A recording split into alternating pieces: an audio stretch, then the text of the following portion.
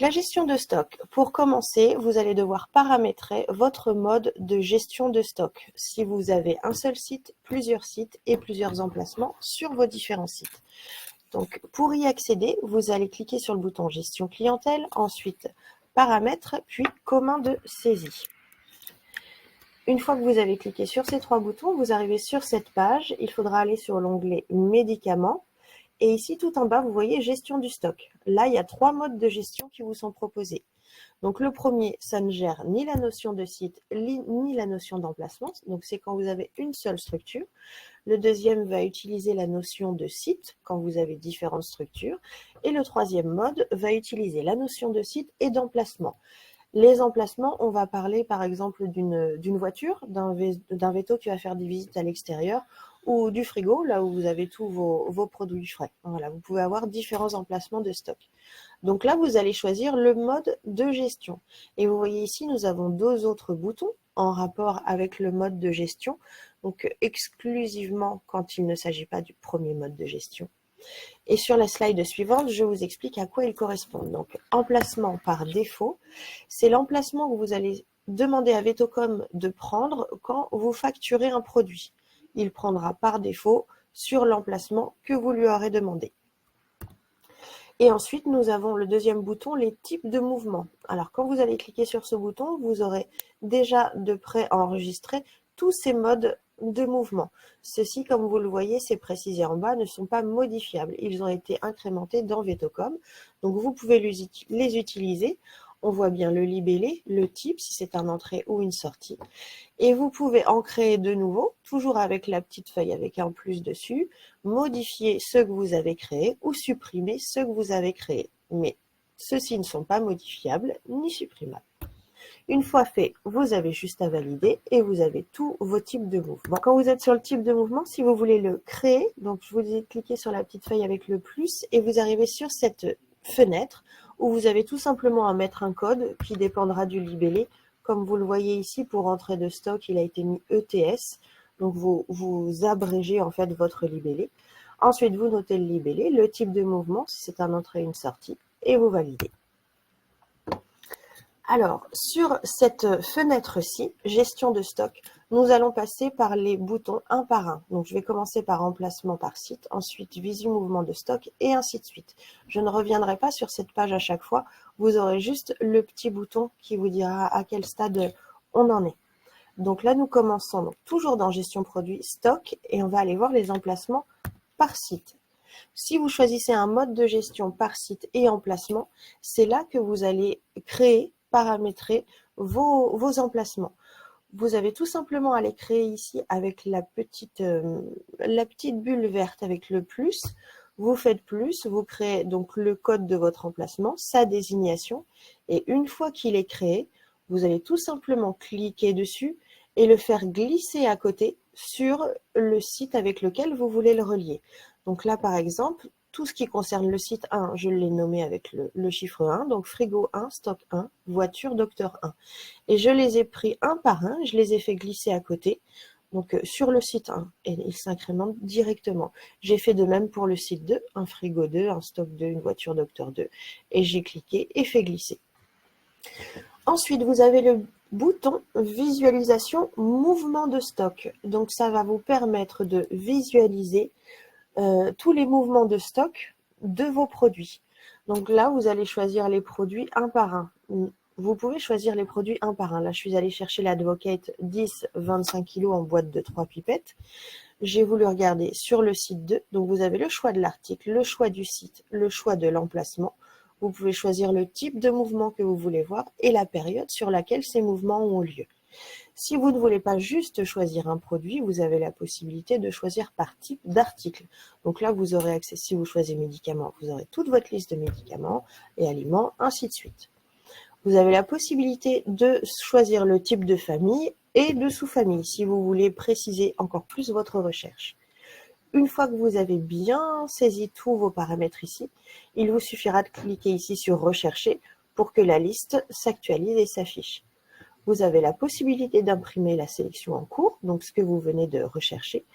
Et là, vous avez un petit bouton qui va vous permettre de voir l'évolution de votre stock par le biais d'un graphique. Pour voir les entrées et sorties sur cette fenêtre, c'est assez parlant. Les entrées vous seront décrites avec la couleur verte et les sorties en rouge.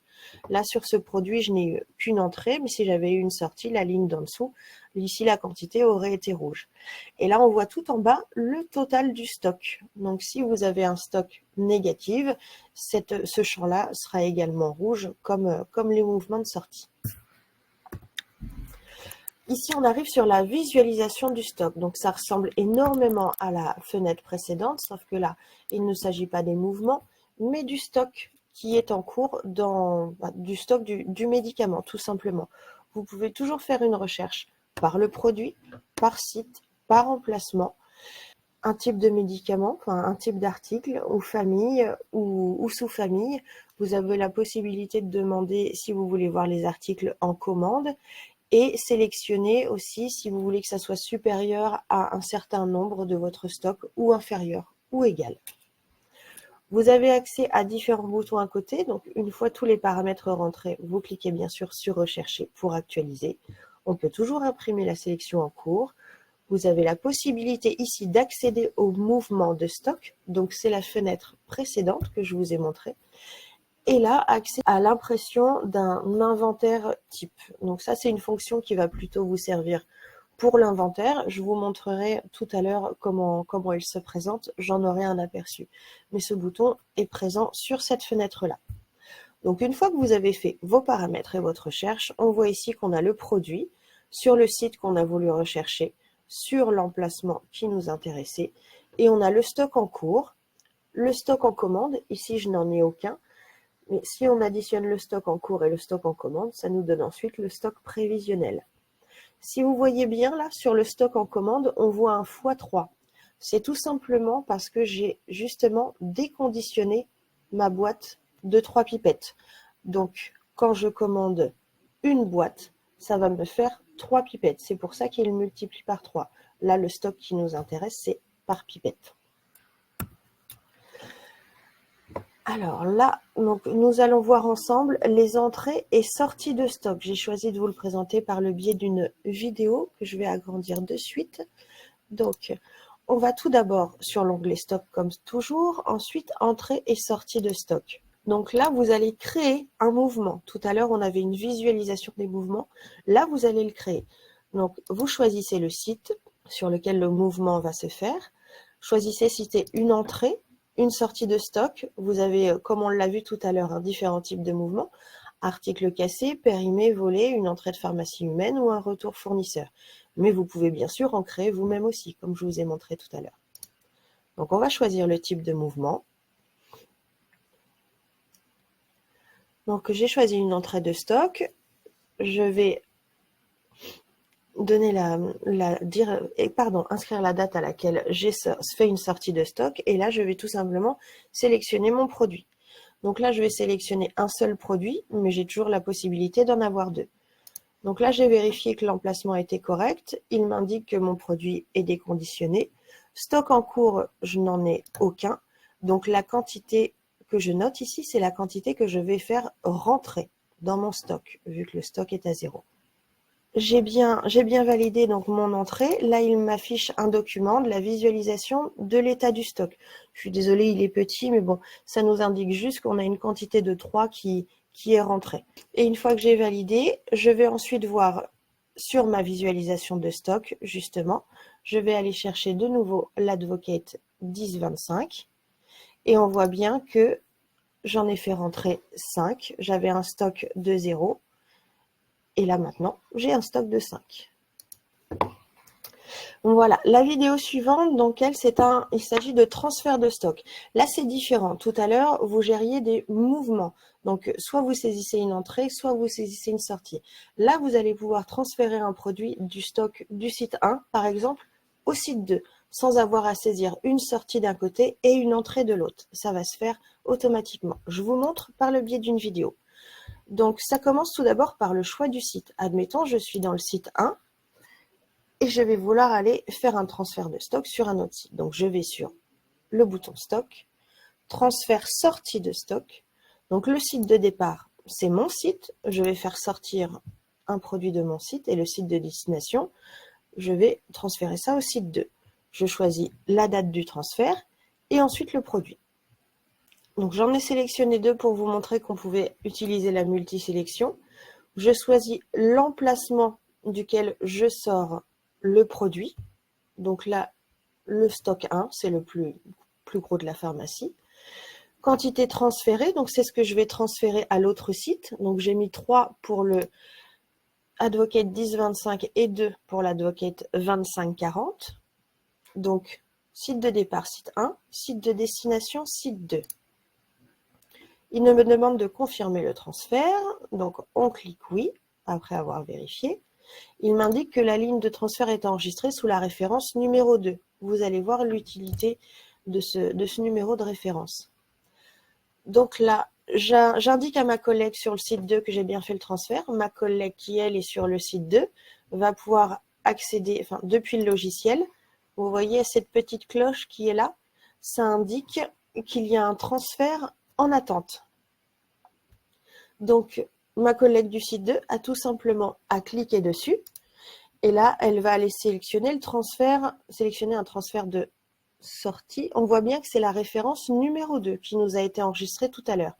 Référence numéro 2 qui vient du site 1. Donc, je clique dessus. Et là, on retrouve les advocates que j'ai fait sortir du site 1 pour les faire rentrer du site 2.